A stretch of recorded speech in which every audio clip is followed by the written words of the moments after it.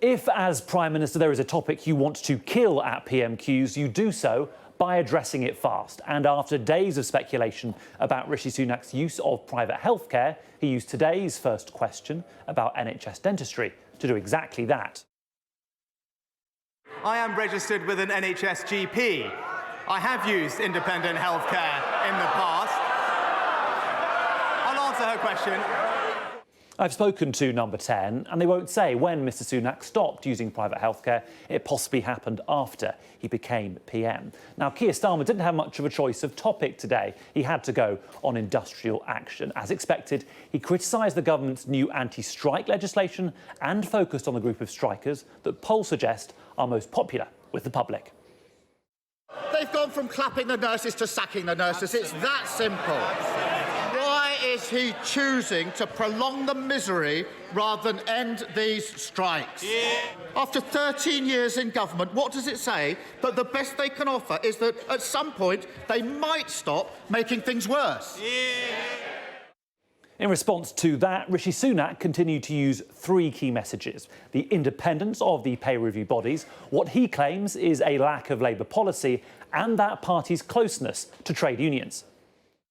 He talks about wanting to end the strikes. The question for him is simple then. Why does he not support our minimum safety legislation? We all know why. We all know why, Mr. Speaker. It's because he's on the side of his union paymasters, not patients. Throughout these exchanges, Shadow Chancellor Rachel Reeves continued her role as heckler-in-chief. I tell you what the NHS doesn't need. What they don't need... You, she shouted. If we watch again and focus on the Labour benches, we can see the chorus of gesticulations. And perhaps it was that really irritated the PM, because we saw Rishi Sunak's tone markedly change. Again, it's just... absolutely no understanding of the situation, Mr. Speaker. What happened to cancer referrals during COVID? They went down by almost 2/3, Mr. Speaker. That was because of a pandemic that they went down. And by the way, if we had stayed and listened to him, we'd still be in lockdown and there'd be a bit more waiting list.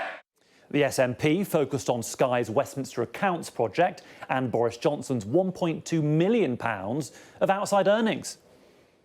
For today, let's reflect upon numbers, and in particular, those numbers which were shone a light on by Sam Coates of Sky, in particular those in relation to the Prime Minister's favourite potential successor, which showed that over the course of 4 months, from 4 speeches, he raked in excess of £1 million.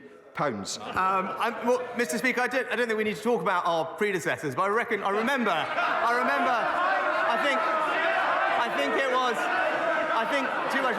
I think it was one of his predecessors that did indeed work for Russia Today, if I'm not mistaken. A reference there to Alex Salmond. Now, Matt Hancock is a bit of a divisive figure in the Commons, so he cannily chose to ask a question on an issue that would unite the chamber. Comments by this man, Tory MP Andrew Bridgen, who today had the party whip removed for spreading misinformation about COVID vaccines and comparing them to the Holocaust.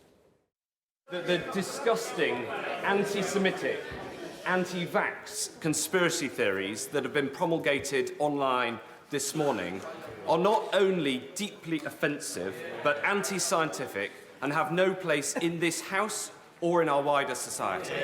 Obviously, it is utterly unacceptable to make linkages and use language like that, and I'm determined that the scourge of anti-Semitism is eradicated. It has absolutely no place in our society. And one fact to leave you with: Andrew Bridgen and Matt Hancock are among 15 independent MPs in the House of Commons. There are now more of them in Parliament than Liberal Democrats.